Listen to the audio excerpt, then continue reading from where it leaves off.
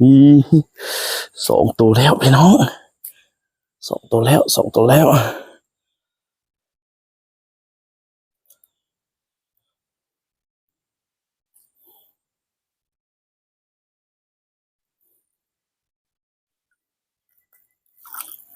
อีสามตัวแล้วสบายดีขอทักทายสบายดีพ่อแม่พี่น้องFCเมื่อสุขคนมาพบมาพอกับวิธีสาวบรรณาแต่เช้าพี่น้องเลยมื้อนี้สิพาพ่อแม่พี่น้องมายามมองพี่น้องเอามาใส่มองแต่มื้อวานมื้อนี้ก็สิมาลุ้นเขาใส่ห้วยน้อยพี่น้องเลยเบิ่งสิเป็นอะไรใส่ห้วยน้อยแบบนี้แหละพี่น้องมาลุ้นนำกันเบิ่งสิถึกหรือบ่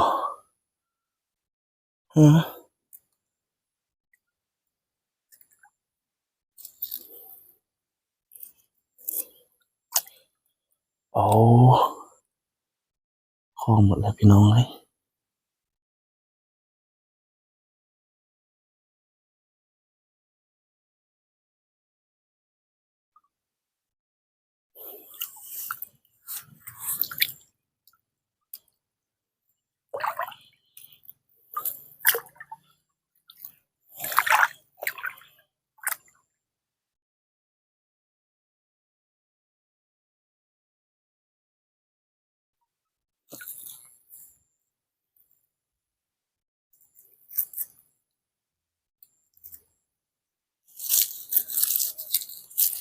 ถึกบ่พี่น้องเลยช่วยถึกแต่ขี้เหงื่อ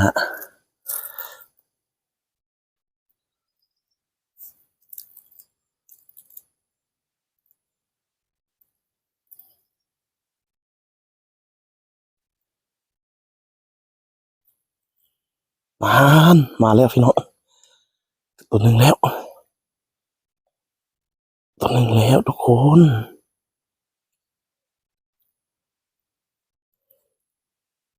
นี่พี่น้องมาหนึ่งตัวแล้ว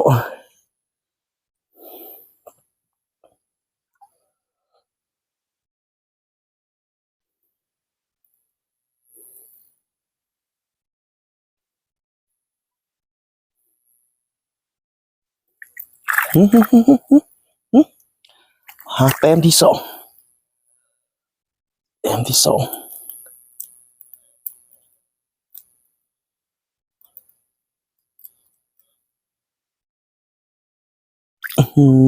มาแล้วแต้มสองพี่น้อง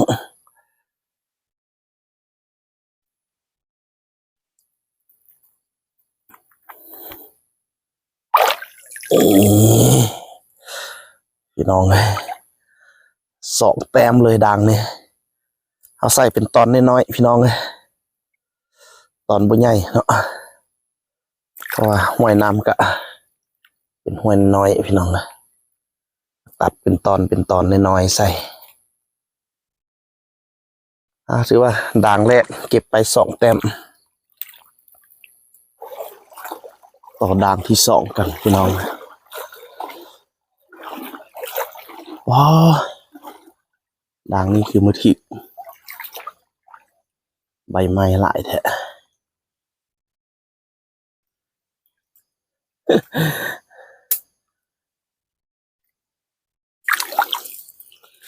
แม่นแต่ใบไม้นี่ด่างนี้ก็ถึกนี่สองตัวแล้วพี่น้องเลยสองตัวแล้วด่างนี้โอ้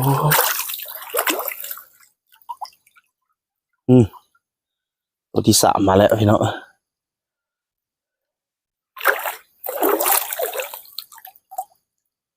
ถึกอีกบ่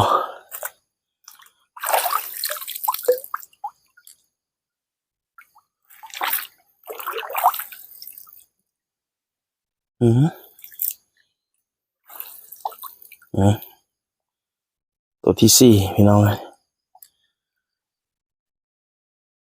ปลายางบอล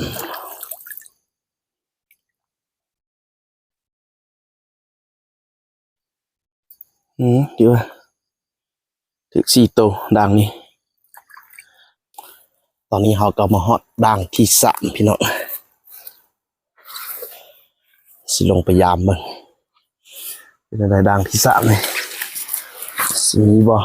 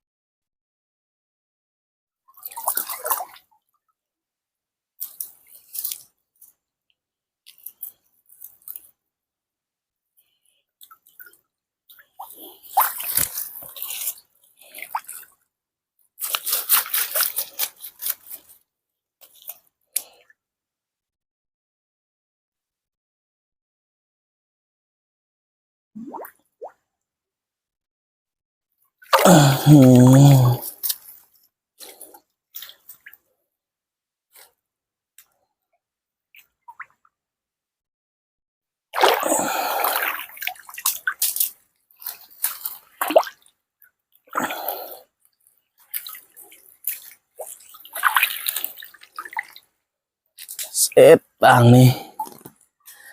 ยังบ่เห็นเลยโอ้โหมาตัวหนึ่งแล้วพี่น้องอีปลาดุก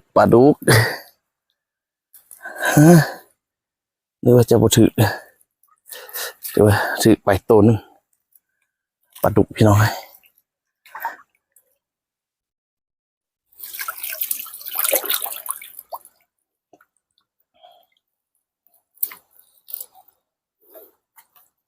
แม่นแต่ใบไม้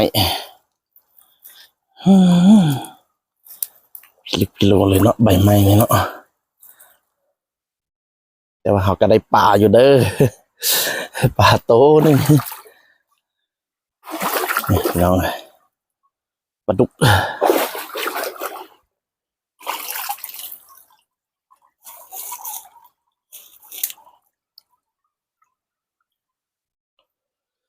เก็บคือเก่าเดินทางมาฮอดหลังสุดท้ายสุดพี่น้องโอ้บางหลังนี้กับผมง่ายพี่น้องเลยใบไม้ฟูเปื่อมสิถือปลาหรือบุถือเป็นอันนี้เอาลุ้นนำกันอีกพี่น้อง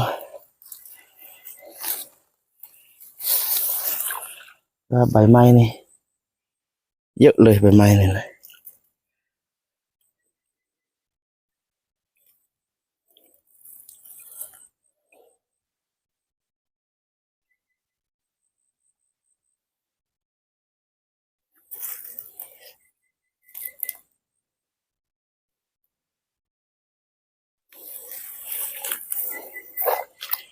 ไอ้ลุ้นกำการเสียดายนำขึ้นฝนตกพี่น้องก็เลยพัดใบไม้มาหลาย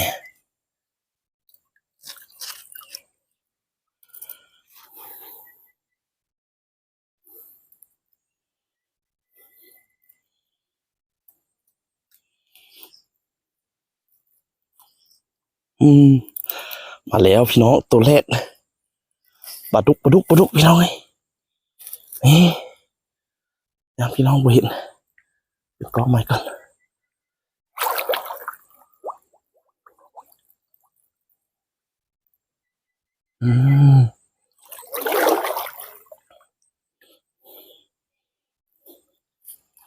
อี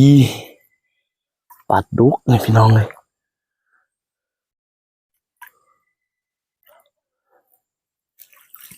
อี2 ตัวแล้วพี่น้อง2 ตัวแล้วอี3 ตัวแล้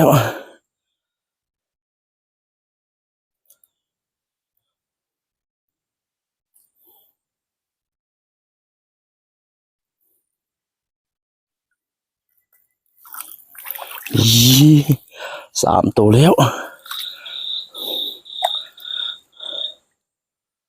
ปลาอีไทยพี่น้อง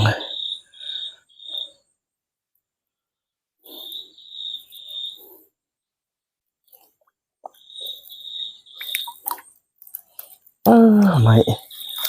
พิลึกพิโล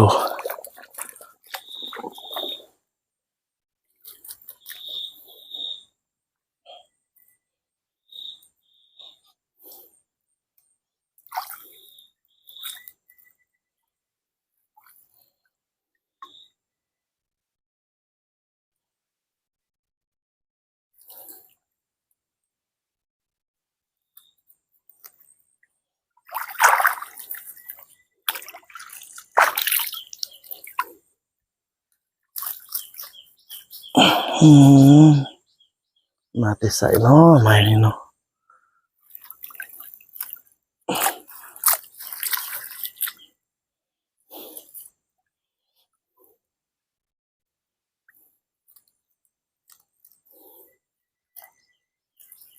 เดี๋ยว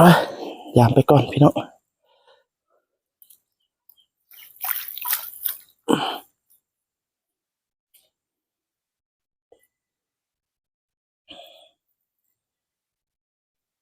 เด็กที่3ตัวนี้บ่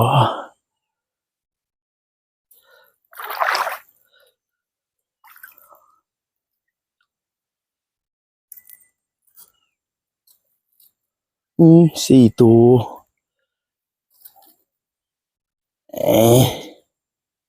ปลาเสื่อมตัวนี้นะน้อง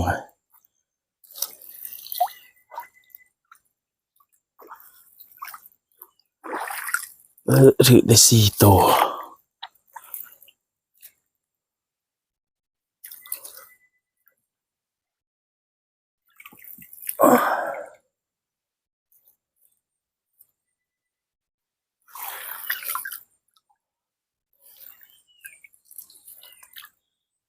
ด่างนี่เก็บไป4แต้มพี่น้อง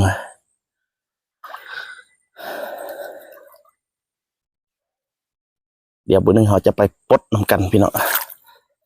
ปลดออกเบิ่งว่ามันจะได้จักตัวน้ำขึ้นพี่น้องพัดใบไม้มาหลายเลย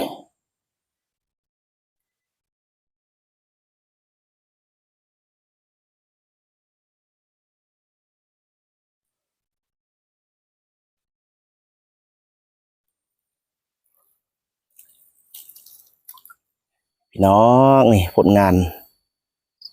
การใส่หมองของเราก็พอได้กินอยู่ได้พี่น้องปลาดุกปลาเสื่อมปลาอีไทยพี่น้องนี่ก็เป็นปลาปกปลาดุกถือวัดปูปลายางบอลถือว่าผลงานเราก็พอได้กินพี่น้องหลังจากฝนตกนำขึ้นก็แบบนี้แหละใส่มองหาปลา